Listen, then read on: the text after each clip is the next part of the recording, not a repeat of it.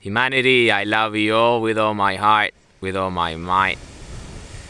My videos are about love, energy, creation, infinity, because this is exactly who we are. We're infinite love, infinite energy, infinite creation. I'm in this beautiful island.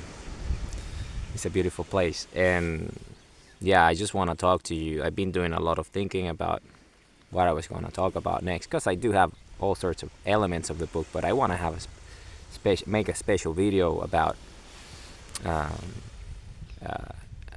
Infinities Singularities. That's the name of the video. Infinities Singularities, and what that means. You know, I speak a lot about who we are. We're infinite eternal creators. We are the human heartbeat, pulse of life, the pulse of creation. We are the biological singularity. The human heartbeat is the biological singularity that allows us to be alive, to exist, so we can love and create. Because we're all energy, we're love in the end. I have spoken about this at length in my previous videos, because this is who we are. We're sundials, we're compass. This is our nature, this is who we are as a species. We're light spherical beings, just like the sun, but at the biological scale. This is who we are. So this video is exactly about that. It's a singularity, but at the scale of an infinity, or infinities, because it's an infinite number of infinities, and it's all based on cycles. And the infinity cycle is the singularity of the infinity. So I want to talk about this video because I've been doing a lot of thinking about us and planet Earth, on our sun, and our position in this galaxy, and what it means, and the reason why we haven't really encountered other intelligent species like ourselves at the same scale of thinking, biological beings or non-biological, that interact with us in a conscious, self-aware manner, just like we are. And I believe that potentially the reason why, if you think about it, telemetric thinking, the most likely reason why this is the case is because we are the planet at the very epicenter of an infinity singularity. I want to say that again. Planet Earth is most likely the planet, our sun, is the first sun of an infinity singularity. The first one that formed, and from there the first biology formed, and everything else created as a result. So we're the first species at a singularity point at the scale of an infinity. That's why we see the Big Bang, the flash, because we can see the full contraction, we can see the full thing, because we are the epicenter. We see the light moving out of this sun, out of this singularity at the epicenter. So if you think about it in terms of physics, most likely what that means is that the universe was created, right, as a singularity that took place at this universal scale, this spherical vacuum threshold that got filled from the big I infinity, from all the other infinities together, and the tension on the surface of that sphere, the gravitational force, forceful, the space curvature itself, filled that vacuum, and that first prime mover created this infinity, created this universe as we know it, this infinity, this universe, this full cycle that we see out there. And then obviously when you do that, energy densifies, right? So it forms what? The first singularity would form what we call the wormhole, which is that singularity, and that all the energy dissipates into the space of that sphere that needs to be filled, right? The vacuum, in spherical vacuum threshold, must be filled within that infinity, and those are the galaxies that pop out, right? If you think about it. So the infinity itself is popping out this universe of galaxies, right? And when it does that, well, we were the first galaxy, most likely, the closest to the epicenter of the wormhole, the event horizon of that singularity itself, where it densified. So our sun must be this ancient sun, like an infinitely ancient, that allowed the full infinity cycle of biological life to evolve to this state where we are today. So, and this is why we are the epicenter, because everyone out there, all the other planets, all the conscious lights, they see the light. Like we see the Big Bang, we see the light. They see us at the epicenter, but because we're so bright, because we're the very epicenter of a singularity itself at the creation of a universe. Okay, That's why we see everything, but no one can come here yet because we were the first light that was created, the first life, this first species to rise to this totem, this made it to this pole of evolution, the summit of biology itself, self-awareness, consciousness, the human heartbeat, love, infinite creators. At the biological scale here, and then that's why we haven't met anyone yet. But I'm sure they will be there. And that's probably my reasoning, if you think in a telemetric manner, as to how is it possible that we know we're not alone and we haven't met anybody. It's because we're so away because of the light, we're the epicenter of it. And they're driving, most likely they're riding here to meet us or something, because they're going to the light, right? To the epicenter of creation itself, the first biological planet, the first life, the first intelligent species, where everything started in this universe as a singularity, because they're all moving into the light. But we are the light itself, because we all are, but we are the epicenter, because it was the first planet with biological life, most likely. Our sun probably is the most ancient sun that has gone through an infinite cycles of singularities. Yeah. And when we talk in terms of light and entropy and this idea that we have of space curvature because of the speed of light and all these limitations in classical physics, that's why we say in 10,000 years the sun's just gonna go into nothingness. But in reality, that's just a singularity. It's just a cycle, another cycle of the sun to reignite the fusion, because it's just like the human heartbeat is a pulse. But at the scale of the sun, the pulse happens every so many billion years. So the Big Bang is what, 13 billion years old, right? And that's all the light we see. So probably it has to do with that, with the singularity of the sun itself, when it does its own pulse. At that scale, when it meets all the points, when all the nodes are communicated through the distributed network, that full pulse, that life status, the hash graph, at that scale of creation is probably that, every so many billion of years. So because of the speed of light and how biology and evolution works. But this is just an endless number of cycles. And this is my take on this. So if you understand what this means, then you will start to realize that everything makes more sense now. Everything makes more sense. So that makes us an extremely amazing species, because we were the first species that formed biologically, because it was the first universe, the oldest one, at this scale, this singularity. And all our misperceptions and misconceptions about Earth and all these different things has to do with the fact that because we were the first, we still have, we were the first, so we're the pioneers. So that's why we have gone through these cycles of, because no one has been here to talk to us.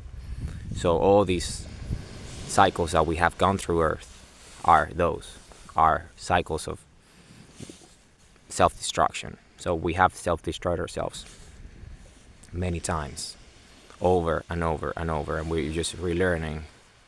But the evolution, the being, sustained itself through the destruction, all the periods that we've been through, right? Thousands and thousands and thousands of years ago. All the monuments and all these beautiful things out there that cannot be explained, that we know because it was us, but we just forgot because we self-destroyed ourselves, most likely. So, and then we just relearning, and we get into this stage of that, of self-awareness, where love is the mechanism. So we're at that stage of evolution where we understand that in order for us to move forward and avoid self-destruction like we've done many times in the past as a species, and started from scratch, from zero again, instead of that, we know that the path is evolution, and evolution is a heartbeat, the love, the energy of creation. So we're peaceful with each other and love each other and move forward without having to self-destroy ourselves because we, any reasons. So, and that's why we have all these, culture wise, we have all these gaps in history that we cannot explain, gaps and gaps and gaps. That explains the Ice Age. That would explain all this stuff that has happened. If we start to understand that, we probably have self-destroyed ourselves many times over, because we're infinitely old, because we are the epicenter of an infinities singularity, the first planet that formed. So most likely that's the case. And because there is an infinite number of infinity singularities, that means that it's an infinite number of races who have been in our position before throughout infinity. But we just happen to be this very cycle of creation, the cycle that we are right now here. Because infinity is infinite cycles, right? Infinity cycles is a full cycle. And a full cycle at the speed of light rate, which is what we measure with biology, because our senses and everything we measure and our consciousness reads at that speed of light, because we're biology. But we evolve and beyond, because we understand now this wormholes, this, faster than the speed of light, this infinity, because we go into that new level of thinking. Then that's why things have happened the way it had, because we were thinking in a evolutionary wise, in terms of evolution, we were thinking at a light speed level in physics, and then so light generates a shadow, and that's the duality, right? Shadow of the mind, good and bad, blah blah blah, with light. And we got stuck there for a very long time until it took this whole process to evolve to get where we are today, where we understand that it's our own shadow, it's our own like negative emotions, self-destruction, fear, that kept us in check for all these cycles of self-destruction. But because we have evolved now, then we understand that love is higher frequency, and then that's how we evolve, by not self-destroying ourselves as a species over and over and over, and having all these thousands of years old ancient structures that we built, that we forgot that we built because we self-destroyed. And the survivors, we are the survivors of all this ancient warfare. That's what it doesn't explain, like, structures, right, that are there, that are older than the Ice Age. That this is already like Göbekli Tepe and stuff like that. This is ancient stuff. This is already like mainstream, and doesn't explain how those things were built before the Ice Age, right? And then after the Ice Age, whatever happened, who cares? Natural cycle, it doesn't really matter. Self-destruction. Then we just were cave people again and stuff. When we used to, thousands of years before that, we had civilizations that used advanced, tech to a degree. How do you explain that? Well, most likely because we self-destroyed ourselves and we started like with nothing, and then we just forgot. Amnesia. It's like a collective amnesia of some level, and then we just kind of remembering. It's like ancient ancestral recall almost through the DNA by staring at the sun. We are reactivating our DNA, our memory pools and all that, our collective consciousness, and it's all coming on board. That's why innovation is just popping like crazy, because probably we already did it in the past, we just forgot.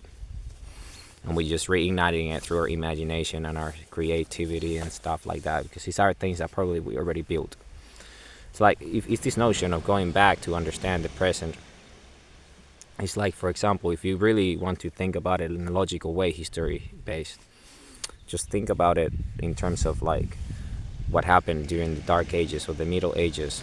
Like, we were going through a lot in the world, right? But then we rediscovered ourselves, meaning like people in ancient city-states found texts that dated back to the Greek, dated back to the Egyptians, thousands and thousands of years prior, right? And then they relearned mathematics, they relearned history, and then that's how Renaissance and Enlightenment got started, because we relearned through the typewriter and all that. But we didn't, and we became modern like we are today, right? But because we went back in the past to learn the mathematics and the engineering and everything, and the logic, the reasoning that we already discovered thousands of years ago, rediscovering it and then reigniting society again. And then it was like a faster cycle, because we learned all the previous mathematics plus the new stuff that we had and the collective of that time, and then we just became a different, modern society. And we've done that over and over and over and over and over through history, like going back in time to understand who we were. And that's what we do every day, don't we, with memories? We go back and understand on our life and all that. So history is a great teacher for that reason. So it's about understanding these, understanding the nature of what I'm referring to. So going back so you can go forward, but here and now. And now that's sort of like, if you think about it biologically, it all makes sense now. And that's why we have this tendency to recall, because it's our DNA. Because everything happened already, the memories, all the emotions, all the trauma, all the things, all the memories are stored in our DNA. We're just rediscovering it. Because we're infinite evolution, infinite energy, light spherical beings, who we are. We're infinite. Hey. So I'm not going to speculate much, because I'm just using references in history and terms. And I'm just trying to use telemetric thinking, which is one of my principles. To use objective reality to make sense of the world and understand why probably we don't know who we are and all the different things that we have gone through for so long. And I think it has to do exactly with that, with the fact that we have forgotten. We have forgotten because of all the things that have happened. And our self-destruction over and over and over again, because we were isolated from all the other civilizations. So we just kept on fighting each other. And that was the duality of the human mind, right? Good and evil, right and wrong, light and shadow. It's that, it's a duality, fear and love. And we've been evolving to this level where we are now. And that most likely the case, because we're very ancient. You know, the biology of the human body is too advanced, too ancient to just be a few billion years old. It's most likely older. It's most likely older. But we're just learning that, because that's everything. It's part of learning. We learn every day more and more and more. Remember, we used to think the earth was flat. And then there's also this idea, if you go back in time, like we're learning from the past, if you go back to Plato and back to all the Greek that taught us all the things that we know in a big way, foundationally speaking, mathematically speaking, geometry-wise, Platonic solids, Euclid, all these fellas, Archimedes, all of them, Aristotle, Socrates. If you go back and understand their logic and how they thought the earth was the center of the universe. Right? Think about it. Why? Well, maybe they already knew that we were the planet at the singularity event. The first planet to form in the first galaxy of a universe. Maybe they knew that, because they could see everything from there. And that's why they had all these visions of titans and myths and all that, gods and things, right? The power of creation itself and all these from the skies. And who knows, it's ancient. It's an ancient culture. There's a lot to learn. But from that notion, that idea that we were the center of the universe, then we evolved into understanding the sun and understanding everything else. So if it came from that notion, the very Greek idea of being the center of the universe, because it makes sense if you are the epicenter, if you are the singularity of an infinity, then again it makes sense that you're the epicenter, because you are. But like as a result of what? The physics of the first sun, right? That creates everything else as a result of us being, and that's why we are light spherical beings, because the creator, the sun itself that created the conditions on the planet, right, to be spherical, also created beings that will be biological, intelligent, conscious, and create at the biological scale, but will be spherical in nature because of the human heartbeat, because it's just the creator itself is spherical energy. So that would make sense, if you understand. But this would be like billions of years of evolution of biology, which is the case. Our planet meets all the criteria, all the requirements. Everything is like testable. I'm not doing conjectures right now. I'm not hypothesizing either. This is what I'm talking about, the things that we already know. So what I'm just saying is, most likely, that's why the Greek thought that because they were the ones that understood the sphere and infinity itself and all that. Euclid and Archimedes, he got the radius of the sphere. Pi came as a result of that, which is infinity itself. So all these notions are ancient. You see these, and then we can learn again from the past. That's why I have so many ancient Greek on my list of my statutes, heritage and legacy, because of the heritage and legacy that they have left us, that had allowed us to be here today, because of all the things that have taken place back then that shaped society to what it is today.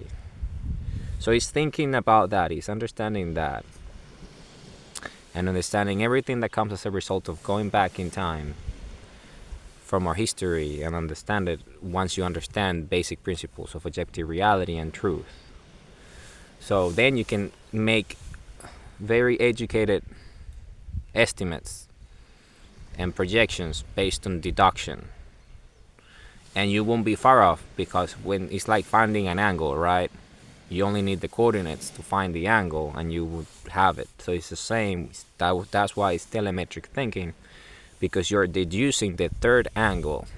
You already have two angles to work with, so you're deducing the third angle. It's gonna be there, and that's an approximation, and then the projection gets you there accurately, because you're telemetrically thinking about it, because this is spherical ideas. These are full circle ideas, outside the box thinking, and you triangulate, right? You triangulate in the angles to make sure that you're hitting, finding truth, objective reality. And that's why it's telemetric thinking, because of that very notion. This has to do with the surface of the sphere being infinite itself. And this idea is ancient. I'm just talking about it with you, but I'm not the creator of any of these concepts. These are all ancient concepts. They were telemetric thinkers, the ancient Greek. They were telemetric thinkers. They thought in terms of figures and shapes and all that. They were just, their minds were geometric, hypergeometric thinking, telemetric thinking. They were like that. They operated differently. So, but that's, then again, we learn from the past so we can, have a excellent life and have not only the notions and the wisdom from the past, but the wisdom that we have from today, here and now. So our futures, what we create here and now, our legacy, our heritage, that we leave to our successors, as predecessors, true selves, ourselves, identities and true selves, compasses and infinite eternal creators, and sundials, it will be a much better outcome, because there won't be no such outcome as a self-destructed paradigm, because we didn't do it, we graduated, we evolved, and avoid that. We avoided it because of love, because we finally came to terms with it after thousands and thousands and thousands of years of learning who we are, our nature as human beings, our duality. So, and it has to do with that. So this is what today's video is all about. Humanity, I love you all with all my heart, with all my might. We are singularity. We are the human heartbeat. We are the pulse of life, the pulse of creation. This is who we are. I love you all with all my heart, with all my might. Love you all with all my heart, with all my might.